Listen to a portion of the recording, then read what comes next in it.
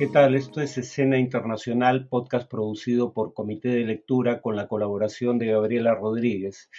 Comienzo con las noticias recientes. En Israel y territorios palestinos ocupados, el Estado de Israel y la Yihad Islámica Palestina pactaron un cese al fuego tras 3 días de bombardeos israelíes y respuesta de la Yihad Islámica. Esto fue el domingo 7 con mediación de Egipto. Los bombardeos empezaron por ataques israelíes contra blancos de la Yihad Islámica Palestina en Gaza el día viernes de la semana pasada. Hubo 47 fallecidos y 15 menores de edad, entre ellos, todos ellos palestinos. No hubo muertos ni heridos de gravedad en Israel. El lunes Israel reabrió los pasos hacia Gaza y manifestó que continuaría haciéndolo si la tregua se mantenía, y suspendió las medidas de seguridad en las localidades israelíes fronterizas con la Franja de Gaza. Además, informó que la operación había logrado su objetivo de debilitar a la organización antes mencionada, dando muerte a 2 comandantes de la misma y 20 combatientes y destruyendo instalaciones y armamento. Según la versión del ejército israelí, un tercio de los fallecidos habrían sido muertos por misiles desviados desde Gaza, de 47-14, pero en realidad existe evidencia de que, por ejemplo, un ataque israelí produjo la muerte de 5 de los 15 civiles muertos durante los enfrentamientos. Igual que el alegato de que no dieron muerte a la periodista Shireen Abu Akleh, parece un alegato inverosímil. Según Israel, su sistema de defensa antimisiles, Cúpula de Hierro, provisto por Estados Unidos, financiado además por ese país, eh, contuvo 185 proyectiles, lo que sería un nivel de eficacia de 97%, es decir, ninguno de los cohetes lanzados desde Gaza impactó en realidad en zonas urbanas israelíes. En Colombia se inicia la era Petro, digamos, el primer gobierno de izquierda en la historia de ese país. Empezó el domingo 7 con la toma de mando de Gustavo Petro como presidente y Francia Márquez como vicepresidenta. La ceremonia de investidura, de manera inusual, se llevó a cabo en medio de una multitud que se congregó en distintas calles alrededor de la Plaza Bolívar, que es donde se celebró la investidura oficial. En el centro histórico de Bogotá acudieron personalidades como el rey de España y los jefes de Estado de Argentina, Bolivia, Chile o Ecuador. O sea, asistió un presidente conservador de la región como Guillermo Lasso del Ecuador, pero no el presidente peruano porque el Congreso no autorizó su viaje. Eh, el día anterior se produjo una suerte de ceremonia simbólica de investidura en presencia de movimientos sociales e indígenas en una plaza de la capital, y durante la investidura oficial se pusieron de manifiesto nuevamente los conflictos entre el presidente saliente Iván Duque y el nuevo gobierno. Por ejemplo, Duque no autorizó que, contrario a los deseos de Petro, se pudiera, digamos, sacar la espada de Simón Bolívar para ser exhibida del lugar en el que ahora está bajo resguardo, porque habría que recordar el simbolismo de esta espada. La espada de Bolívar fue robada por el M-19, el grupo guerrillero al que perteneció Petro en 1974, y fue devuelta al Estado colombiano solo cuando ese grupo se desmovilizó. Eh, y el presidente del Congreso, aliado del presidente saliente Duque, se negó a investir a Petro, cediendo la función curiosamente a la senadora María José Pizarro, hija de un excomandante del M-19, la misma guerrilla en la que participó Petro, asesinado entre 1989 y 1990. Se asesinaron 3 candidatos de izquierda a la presidencia en ese lapso, en ese interín, asesinado cuando era candidato a la presidencia. Y en cuanto al discurso de asunción de mando de Petro, durante el mismo reafirmó su compromiso con lo que llamó una paz total, es decir, una implementación estricta y rigurosa de los acuerdos de paz suscritos por un gobierno conservador, el de Juan Manuel Santos, pero a los cuales se opusieron tanto Álvaro Uribe, mentor político de Santos, y su delfín político en el gobierno, Iván Duque, eh, cuestionó la política antidrogas, un tema que podría ponerlo en línea de colisión con el gobierno de los Estados Unidos, que es quien auspicia esa política. Dijo que reduciría la desigualdad mediante una reforma tributaria, como se intentó hacer en el Perú durante el gobierno de Castillo, cuando era ministro de Economía Pedro Franque, pero no recibió apoyo ni siquiera del partido de gobierno para ese propósito. Volvió a expresar su compromiso con la igualdad de género y por ende con el enfoque de género en la enseñanza escolar.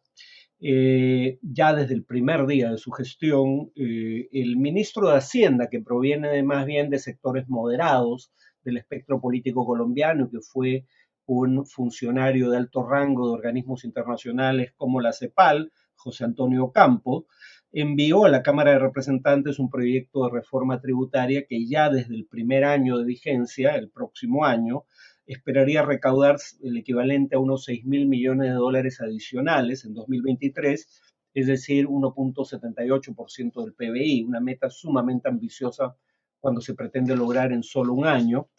Y dejó claro que esta subida de impuestos, el ministro Ocampo, solo afectaría a los sectores de mayores ingresos, a empresas y a productos poco saludables o contaminantes. Ocampo alegó que esta reforma tributaria reduciría el coeficiente de Gini, es decir, un criterio para medir el grado de desigualdad en la distribución del ingreso en un país,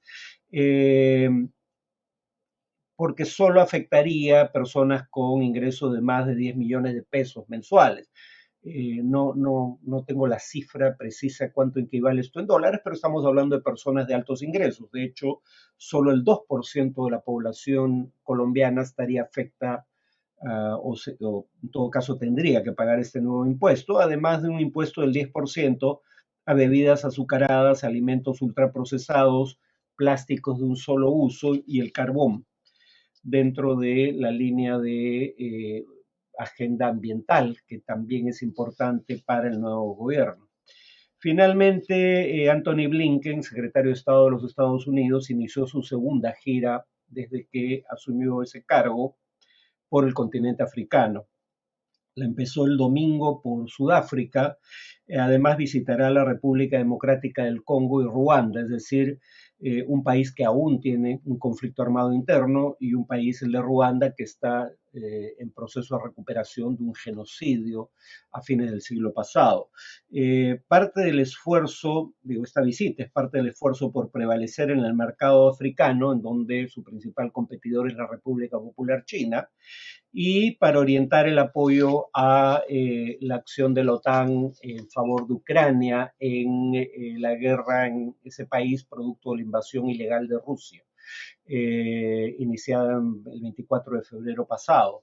Este es un objetivo que comparte con otros, digamos, miembros integrantes de gobiernos que visitaron el continente recientemente. Uno de ellos, el ministro de Relaciones Exteriores de Rusia, Sergei Lavrov. Otro fue el presidente francés, Emmanuel Macron.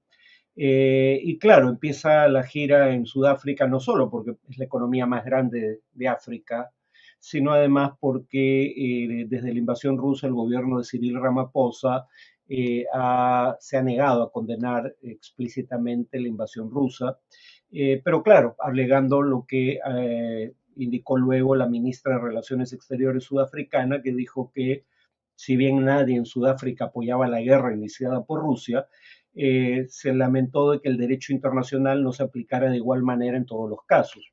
Y cito sus declaraciones: deberíamos estar igualmente preocupados por lo que está pasando con los palestinos, de la misma manera en que lo estamos por lo que ocurre en Ucrania.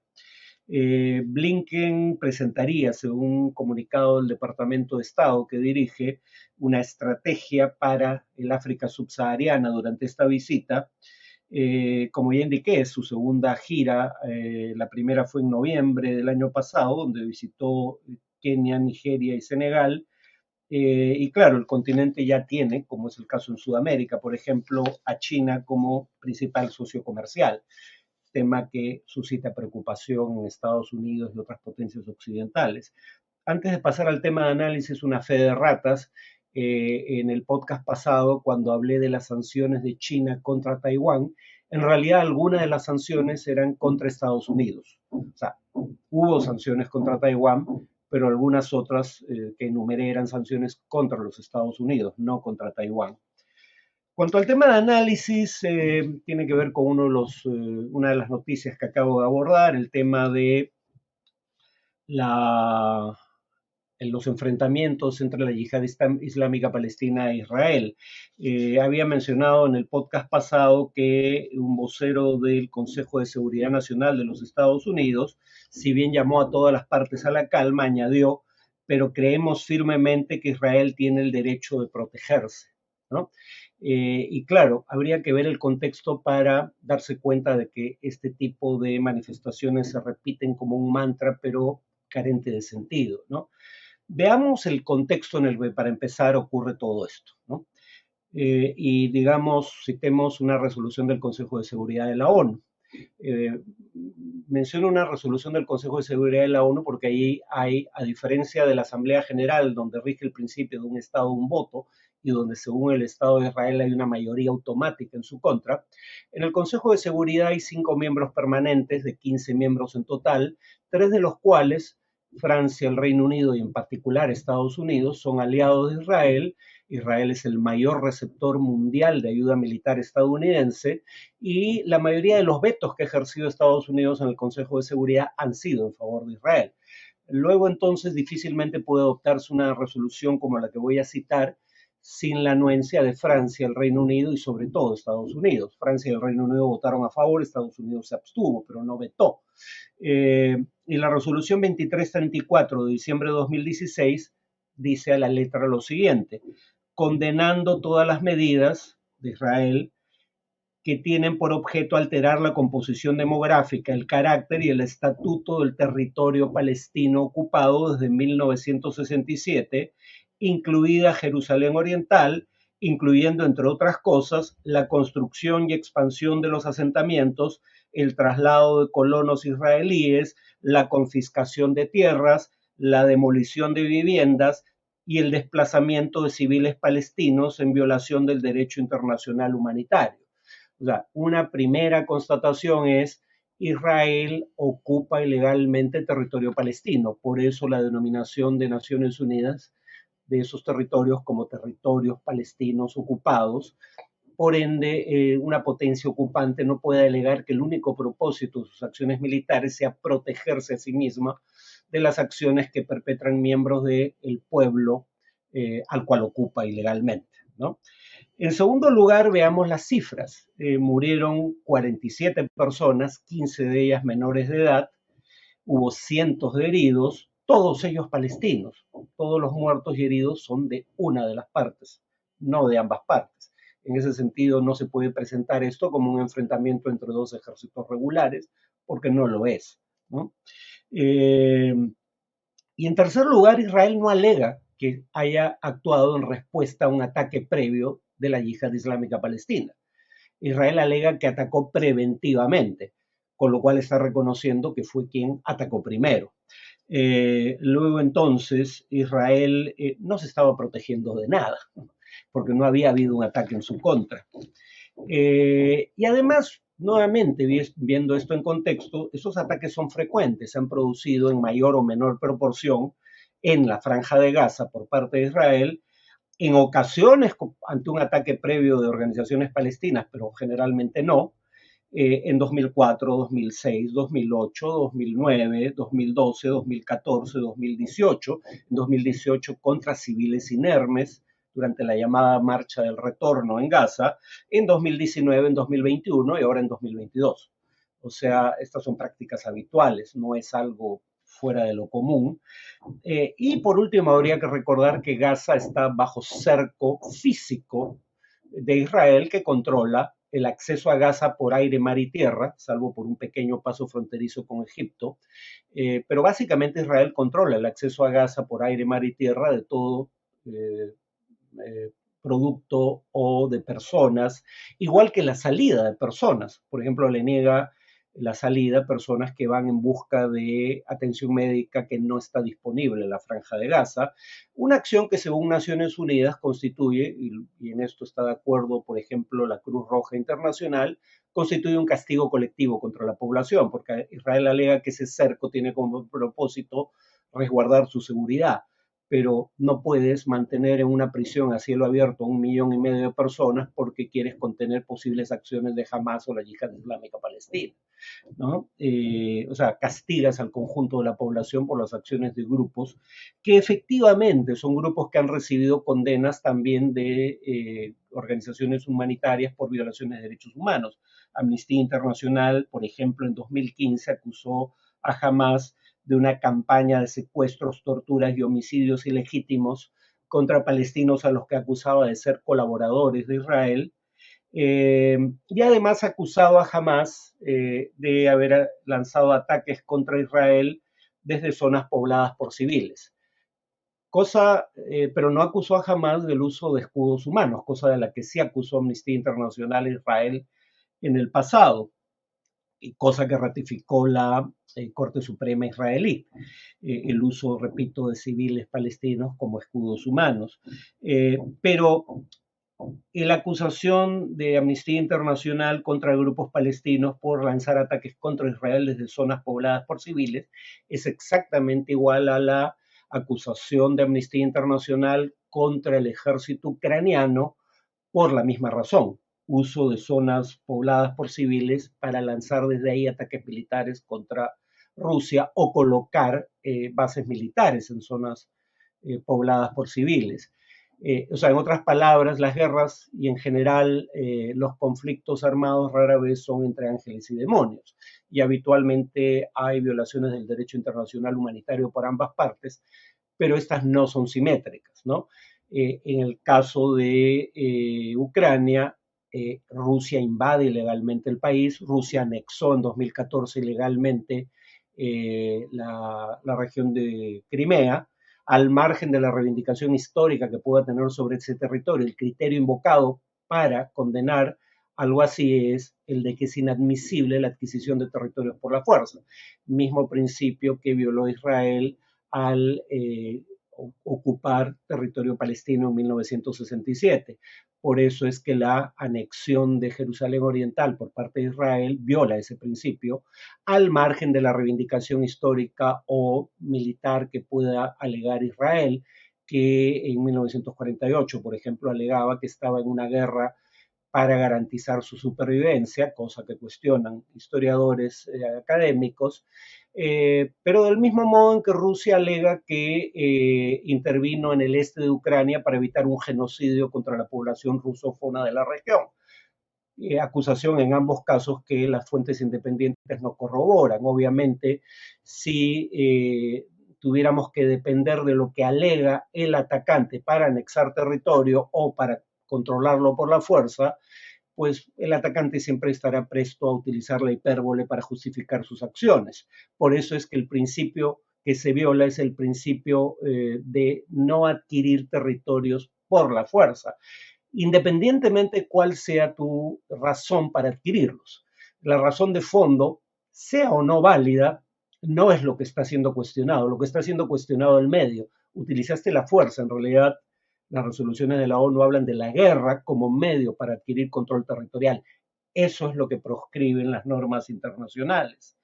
Eh, entonces, digamos, y en ese contexto es Rusia quien comete, en el caso de Ucrania, la gran mayoría de las violaciones al derecho internacional humanitario, como es Israel quien comete la gran mayoría de las violaciones al derecho internacional humanitario en territorios palestinos ocupados, ¿no?